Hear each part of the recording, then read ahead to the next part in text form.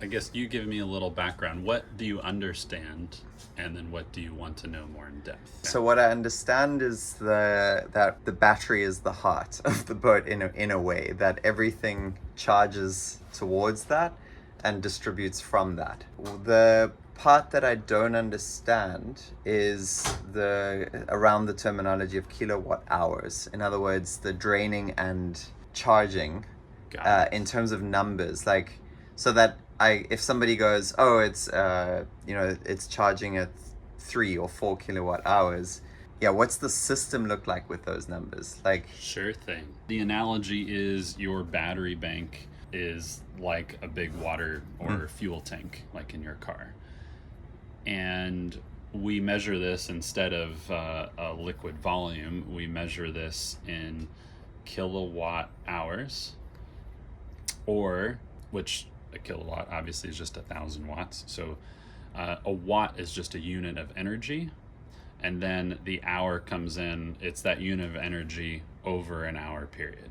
So for instance, our boat is 28 kilowatt hour battery bank, which means if you run your oven, which would be something that drains from that battery, and that oven, when we turn it on high, it is, for easy numbers, let's say it's 1 kilowatt. We can now run our oven, we know, for 28 hours because it's drawing at 1 kilowatt. It's easier to measure or to talk about both battery capacity and your charging and discharging in watts or unit of energy, because it's the same everywhere. And I say that just as a segue, because what is a watt? You may hear some boats talk about amps and volts instead, specifically amps. A watt just equals an amp times volts. So if you have an old 12 volt system, I don't know, maybe it's a solar panel and it's putting a good 10 amps in, 10 times 12 is 120 watts. So that would be 120 watts, a solar panel. 10 amps is going through the wires at 12 volts. In a boat that has consistent DC or direct, what we're talking about is all DC voltage. This is all direct mm-hmm. current voltage. In a boat that has a consistent DC voltage system, most people will just revert to just talking about amps because the volt side is kind of given. However, these boats, a little more complex, we have various voltages in our battery banks, plural. We have several different banks. So it's a lot easier now just to talk about watts, because maybe for a higher voltage bank, there's going to be less amperage, but the wattage stays the same. The wattage, again, is just your total energy. Conversely to drawing energy, we can put energy in the bank and say, yeah, our solar example, maybe one panel might put in 100 watts and then another might put in 200 watts. Well, all these add up to, at this current time, if the sun is shining, 300 watts, and if everything stayed steady for 1 hour, that would put 300 watt hours into that battery bank. So they talk about power in watts versus time in hours. It's just simply how long you can sustain that. Maybe another example is if you're on a bike, you're pedaling your bike, you can put about, a good rider put about 200 watts in over a good hour period. Mm-hmm. But you can maybe sprint to 600 watts for like 10 minutes. So again, the watts and the hours are separate units. It's just taking the energy and then telling it, giving the story over time. In our boat, we have a lot. We have 8 400 watt panels, which give us 3,200 watts of potential solar. Now that's, so even at the best, that's as they're rated. So if you're sitting on the equator and it's 70 degrees Fahrenheit and the panels are perfectly angled to the sun, they will put out that 400 watts. If every panel is touching, you'll get, so maximum, what I'm saying is you get a max of 3.2 kilowatts. Yeah. And so 3.2 kilowatt hours, let's say you can do that for 5 hours max. It's only 3.2, 3 times 5. So it's only 15 kilowatt hours that you can put in, which is a good portion of your battery bank. So in reality, for the solar, what we actually get on board every day is something like, call it 7 to 10 kilowatt hours of solar would be like our average input. But our average total draw is going to be something like 10 to 12 kilowatt hours. So we're at a deficit here of just a, maybe 2 to 3 kilowatt hours, of which this deficit is what we need to run the integral. So we run our integral for maybe half an hour a day, and that will make up for that deficit. So we have our big draws, our big adders being solar, but ultimately there's a deficit. And that's if we're in the Caribbean and we're running air cons. But as you saw here, if it's sunny and we're not running air cons, we actually have an energy surplus because we're making so much solar. So the solar is also highly dependent on how the boat is pointing through the day. So ideally, if we have a nice north wind, that is great because all the panels are like facing south and they're shaded the less throughout the day. But other conditions, we don't maybe make as much there. So on the integral side, let me put, another way to add is the engines. Anyway, and we have 2 times an integral. And each integral is rated for, I think it's like 8 kilowatts. If you run it for an hour, you get 8 kilowatt hours. However, you only get that when they're cold. When the system heats up, that alternator heats up, it has to limit the amount of energy it puts out. So really, over a steady state, long period of time, that really gets cut down to 5 kilowatt hours, or 5 kilowatts for every hour you run that system. RPM wise, there's a sweet spot. So if you're just here on anchor and you're idling the engine at 800 RPM, they only put out 1 or 2 kilowatts, just very low. As you increase RPM, the maximum efficiency is somewhere around 1400 RPM.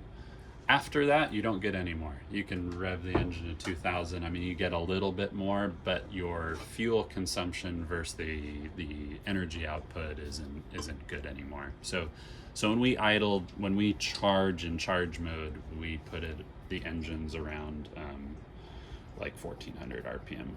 So that's one engine. So we can do 2 engines at 1400 RPM, and so we'll get roughly a total of 10 kilowatts hours of charging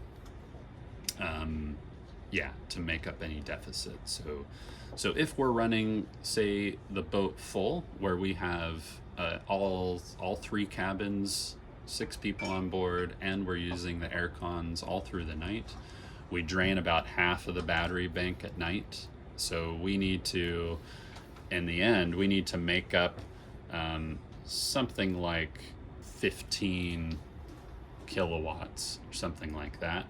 So if we have to make up 15 to sometimes 20, we have to run both engines for at least an hour to 2 hours, something like that for both engines, if we're in full boat mode. I think when we're running like this, I think they're only consuming about, I want to say it's like 3 liters per hour per engine. So that's like 6 liters per hour at 10 kilowatts. Yeah, so I don't know much about like efficiencies. like a generator, but it sounds very good to me. That's fine. A generator would be more efficient because its sole purpose, it's designed to just run at peak load. This, you're running a 57 horsepower engine, which 57 horsepower is something equivalent of like maybe 50 kilowatts. And we're only pulling 5 kilowatts off the engine. So you're running this huge engine that can produce a lot of power, but you're only taking a real small portion off. So you're not really loading the engine a whole lot when it's on idle. That's why Integral advertises it's a benefit to charge while you're driving the boat. If you have to drive the boat somewhere, the engine already has a good 20 or 30% load just from propelling the boat.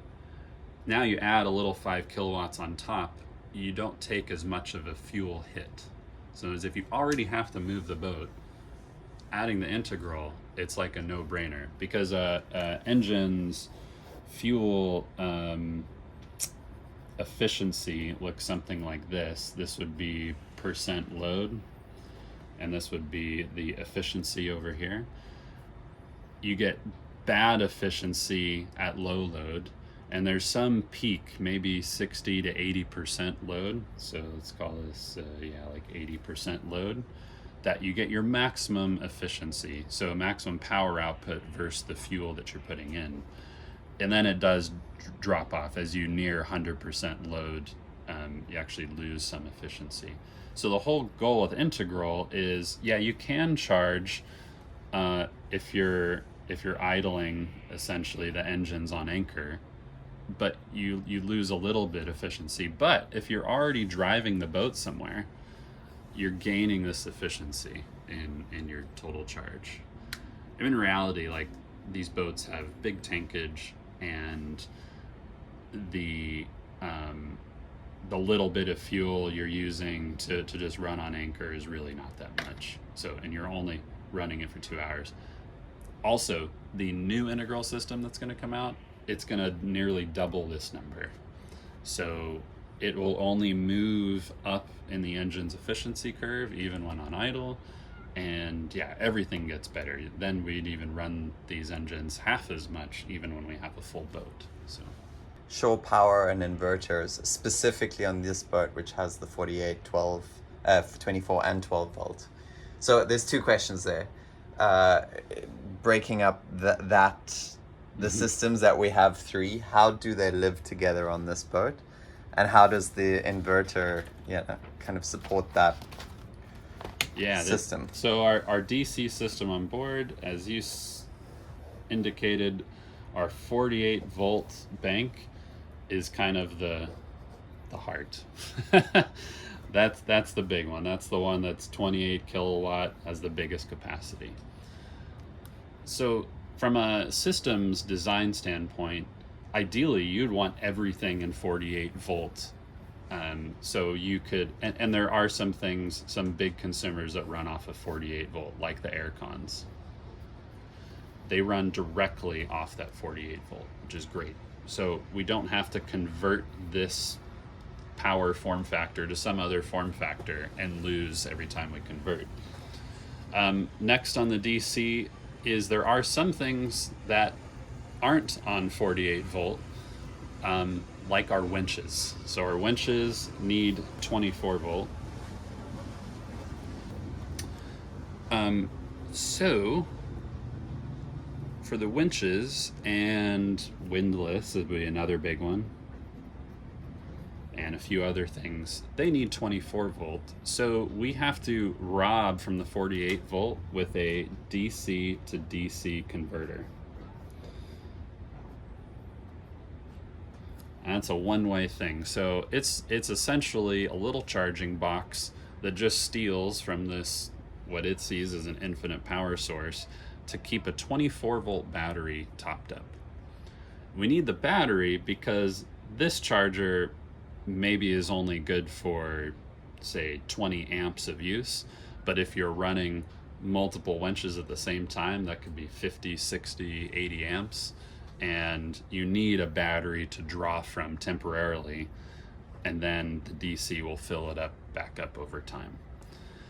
Last is, unfortunately, there's still 12 volt stuff on the boat. So for instance, the engine start batteries are 12 volts. The electronics are 12 volts. So all of those run off the 12 volt system. The engines themselves, they actually have a 12 volt alternator. So this engine actually can recharge via its little 12 volt alternator back to the 12 volt system. Like a car. Like, yeah, exactly like a car, closed loop. This boat also has, let's say you haven't run your engines in a long time, it does have a another converter, a DC to DC. In this case, it's a 48 volt to 12 volt. That charges each of the two, because there's a quantity of two here, each of these 12 volt batteries. So this is the whole DC system, or direct current. Now you're talking about the AC system. That's the inverters and the shore power. So what comes from shore is an alternating current. Do you know what alternating current is? Per-chain polarity switching, yeah. Exactly, yeah. We don't have a dedicated positive and negative.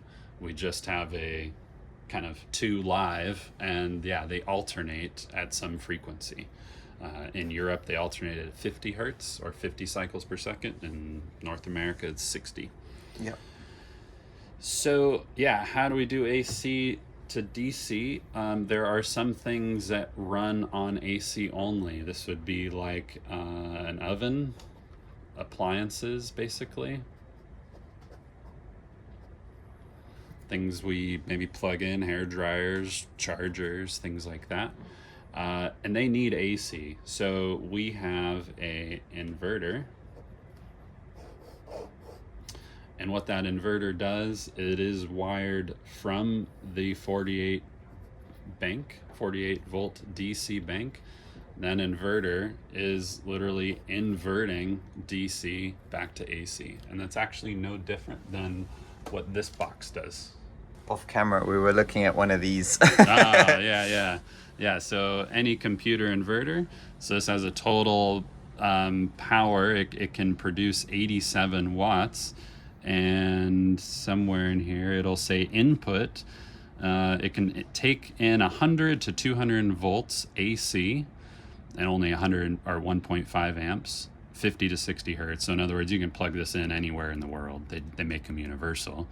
But the output is right there. It outputs 20 volts at 4.3 amps, and that's DC. It's DC because they use a little symbology there. It's hard to see on camera, but that little symbol is the DC symbol. Sorry, I marked your thing. Yeah, so this is a converter. AC, alternating current, comes in, DC comes out. Same with our inverters. These are just very large. They have a capacity of like 4,000 watts or 4 kilowatts each. So it's huge amounts of electricity. And our boat, we actually have two of them. Inverter, 4 kilowatt. And these are 230 volts. And these run as a pair. So they are actually coupled together so that it just doubles the total output. So if you can run everything on this boat all at once, if you exceed the 4 kW, the second one helps out, and you have a total of 8 kW that you can run for appliances and water heaters and all kinds of things. Now we have 230 volts, but these inverters, we also have a 120 volt inverter. So there are a few things on the boat, like our grill on the back. That is a 120 volt grill. And there's some other things too, like this boat, the water heaters are also on the 120 volts, and then this is a 4 kW. The reason this being is splitting it up is one of the benefits of the balanced boats is the ability to plug in anywhere in the world. And to accomplish this, what the system designers did was just put both voltage inverters, because these aren't only inverters, but they're chargers as well. So they have multitask. So in this case, these inverters, they're 230 volt output, but they can take in from shore 230 volts and charge the batteries. So this isn't actually a one-way street, but this is a two-way street. So I'll just do, let's see, I'll do shore here.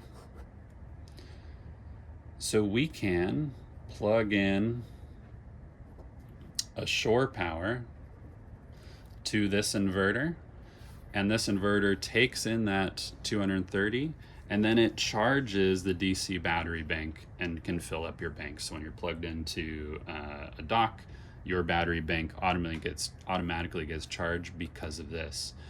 If you only had the 230 volt, you would only be able to plug in European powers, or you'd have to do some sort of conversion outside the boat. But in this case, you already have the 120 inverter sitting here, so it's quite easy. So when you're on shore in North America, you just use this plug. And so there's two plugs in the back of most balanced boats. And now you can plug in to 120, and same thing, it will charge your 48 volt bank, which in turn charges your 24 volt bank, and your 12 charges the whole DC side of the boat. Got it. So something that, just to not get confused, that is like a tank.